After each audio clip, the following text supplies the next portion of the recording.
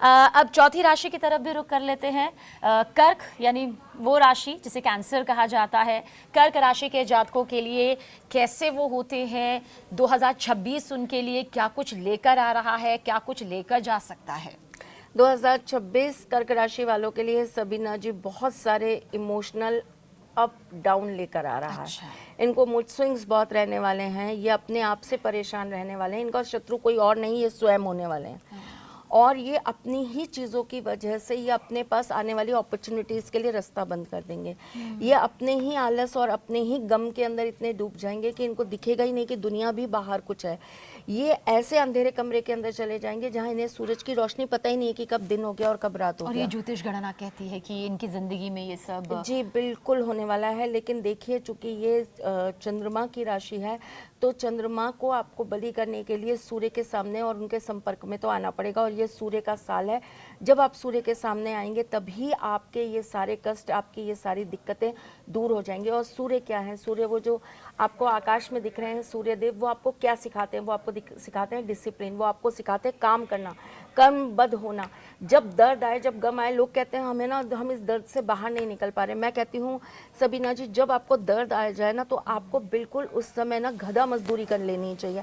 आपको इतना काम करना चाहिए, इतना काम करना चाहिए, इतना काम करना चाहिए कि ना आपकी बॉडी ना आपका दिमाग उस दर्द के बारे में सोच ही नहीं पाए। आप उससे बड़ा दर्द ले लीजिए ना, आप उससे ज़्यादा काम करना चालू कर दीजिए, तो आपको पता लगेगा कि आप खुद इतना थक रहे हैं। आपकी बॉडी आपको कह रही है कि अब रुक जा, अब आपका माइंड कह रहा है बस कर दे, मत इतना काम कर, मत इतना सोच, मत इतना दबाव डाल कि अब हमसे बर्दाश्त नहीं हो रहा। तो आपका जो पुराना दर्द है ना, वो धीरे धीरे धीरे धीरे खत्म हो जाएगा। कहते हैं ना, लोहा लोहे को काटता है, उसी तरीके से। महत्वपूर्ण बात आप कर रही हैं त्रिशला जी। अगर मतलब जीवन में अगर ये दुख आ भी जाए और अगर इसे यहाँ पर इंसान जिंदगी में अपना ले, तो शायद वो दुख छोटा लगे, वो संकट छोटा लगे।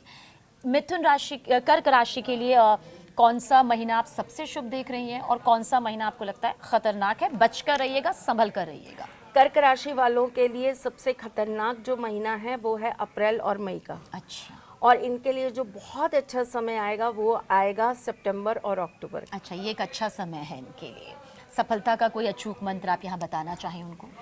देखिए, सबसे पहले तो आप इनके ऊपर राहु का प्रभाव समझिए और फिर उसके बाद मैं आपको सफलता का उपाय देती हूँ। इनके ऊपर राहु का प्रभाव काफ़ी रहने वाला है, क्योंकि मैंने कहा ना, इनके साथ इमोशनल अप डाउन्स बहुत रहने वाले हैं।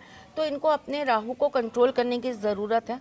एक तो इन्हें किसी भी तरह की नेगेटिव चीज़ों में नहीं रहना, अच्छी चीज़ें सुननी है, अच्छी किताबें पढ़नी है, अच्छे सत्संग लेने हैं। इनको अच्छे लोगों के साथ बैठकर बात करनी है, जो मोटिवेशनल बात करें, जो जीवन की राह दिखाएं। उन लोगों के साथ बैठकर बात नहीं करनी जो आपको डिप्रेसिव बातें देते हैं, जो आपको ये कहते हैं अरे हाँ यार जिंदगी में कुछ नहीं। अरे कैसे कुछ नहीं है, जिंदगी में बहुत कुछ है। देखिए ना, लोग एक ग्रह से दूसरे ग्रह में जमीनें खरीद रहे हैं, और क्या चाहिए आपको? चांद पे जाकर लोगों ने जमीनें खरीद ली, तो अपने आप को इतना ऊपर बनाओ कि आप भी चांद पर खरीद पाओ। अगर यहाँ और ये बहुत भूकंप आने लगे हैं, प्रकृति बहुत विनाश कर रही है, अरे सब कुछ समाप्त हो जाएगा, 2026 में दुनिया समाप्त हो जाएगी, 2026 में दुनिया समाप्त होगी, उससे पहले चंद्रमा पे जाके जमीन खरीद लो। पृथ्वी पे जीवन समाप्त होगा ना, उठ जाना अपने। और अगर ऐसा हुआ तो कर्क राशि के जातक मेरे ख्याल से वो कर सकते हैं। आपने जिस तरह से कहा कि आपको अपना एनवायरनमेंट यहाँ पर कैपेसिटी बहुत होती है, इनमें करने की ताकत बहुत होती है, कार्य क्षमता, कार्यशैली बहुत कार्यशैली होती है। देखिए, आपको मैं ना यहाँ पर एक छोटी सी बात बताती हूँ सबीना जी। भगवान कुबेर के पास बहुत सारी धन संपदा है और उनके पास बहुत पावर है, लेकिन आपको पता है भगवान कुबेर को किस तरीके से शांत कर दिया जाता है?